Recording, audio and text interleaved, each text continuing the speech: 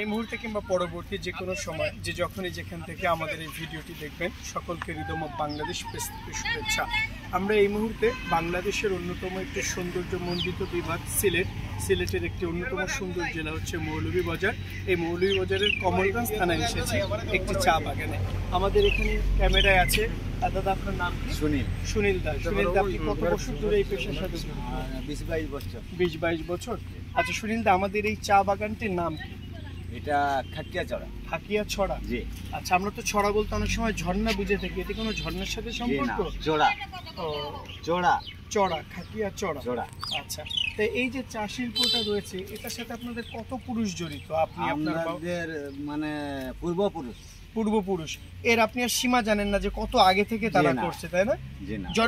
জন্মের পর শুধু আপনার চার সাথে মানে সিঁড়িকে সিঁড়ি, ধাপে ধাপ। ও আচ্ছা আচ্ছা আচ্ছা, ক্যামেরায় থেকে আমি আব্দুল মালিক স্যারকে আহ্বান করব, তিনি ভিডিওটি দেবেন কিভাবে আমাদের চা শিল্পে নিয়োজিত ভাই বোনরা এখান থেকে চা আহরণ করছে। আমি আরেকটা প্রশ্ন আপনাকে করব।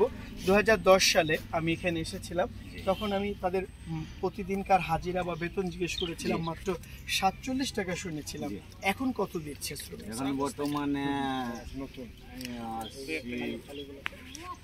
88 টাকা মনে হয়। 88 টাকা, অর্থাৎ 10 সালে আমি 47 টাকা শুনেছিলাম, এখন 25 সালে এসে 88 টাকা।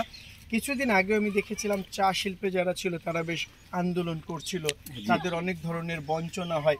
আপনার কাছে কেন মনে হয় যে চা শিল্পের প্রতি নজরটা কম কেন? যারা মালিক পক্ষ বা যারা সংশ্লিষ্ট আছে তারা বেতনটা কম দেয় কেন? আপনাদের কি রেশন বা অন্যান্য সুযোগ সুবিধা আছে এই কারণে? কারণ রেশন আছে। জি। আমি যে একজন ওয়ার্কার, জি, আমার সারা সপ্তাহে 3.5 কেজি রেশন আছে। আচ্ছা, আমার ওয়াইফ পাবে। আচ্ছা, আমার বাচ্চা যদি ছোট ছোট থাকে, জি জি, ওনারাও পাবে। প্রত্যেক সদস্যের নামেই কার্ড আছে।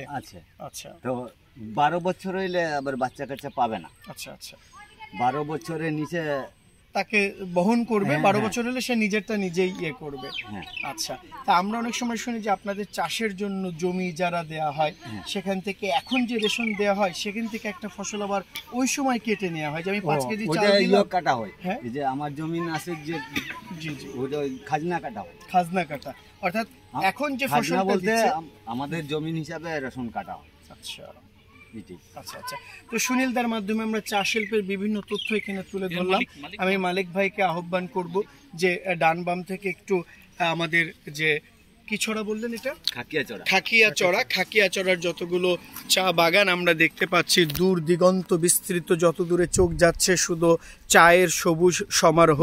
2টি পাতা 1টি কুড়ির দেশ আমাদের এই বাংলাদেশ, 2টি পাতা 1টি কুড়ির শহর আমাদের এই সিলেট শহর, সিলেট বিভাগের অন্যতম একটি জেলা হচ্ছে মৌলভীবাজার। একই সাথে হবিগঞ্জ এবং অন্যান্য জায়গাতেও চা উৎপাদন রয়েছে। আমি আসলে সুনীলদার মাধ্যমে এই চা শিল্পে জড়িত তাদের জীবন প্রণালীটি বারবার তুলে ধরলাম। বারবার আমার বলতে ইচ্ছা করে, যারা তৃণমূল পর্যায়ে জড়িত, যাদের ঘামে ভেজা ফসলে আমাদের দেশের অর্থনীতি চলে, যাদের ঘামে ভেজা রক্তে আমাদের দেশের এই ইকোনমি ত্বরান্বিত হয়, এদেশের অট্টালিকা তৈরি হচ্ছে, এদেশের ইন্ডাস্ট্রি হচ্ছে, দামি দামি গাড়ি রোডে নামছে, কিন্তু সুনীল দাদের জীবন প্রণালী আরেকটু উন্নত করা যায় কি না এই বিষয়টি আমরা সংশ্লিষ্ট কর্তৃপক্ষের কাছে বিশেষ আবেদন রাখব। আমার এই বলা, যেটা পূর্ব পরিকল্পিত ছিল না, সেটির সাথে সুনীল দাও একমত পোষণ করলেন।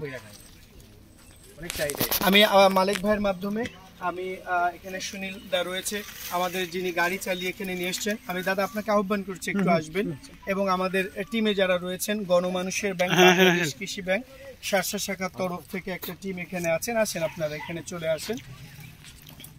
আমরা গণমানুষের জন্য কাজ করার চেষ্টা করি। এই চা শিল্পেও আমাদের অর্থায়ন রয়েছে, যদিও তা ক্ষুদ্র, আমাদের পক্ষে পুরো দেশকে বদলে দেওয়া সম্ভব না, কিন্তু এই চা শিল্পের সাথে জড়িত আছেন যারা মালিক পক্ষ আছেন, যারা মধ্যস্থতায় আছেন, যারা চা শ্রমিকদের নেতা আছেন।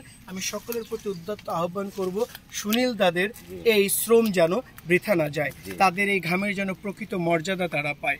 আমি আজকের ভিডিওটি এখানেই শেষ করব।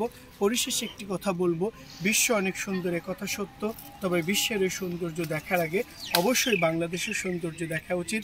বাংলাদেশের প্রত্যেকটি আনাচে কানাচে ছড়িয়ে থাকা জীবন প্রণালীগুলো অবজারভেশন বা পর্যবেক্ষণ করা উচিত। রিদম অফ বাংলাদেশ পেজটির সাথে থাকবেন। আল্লাহ হাফেজ।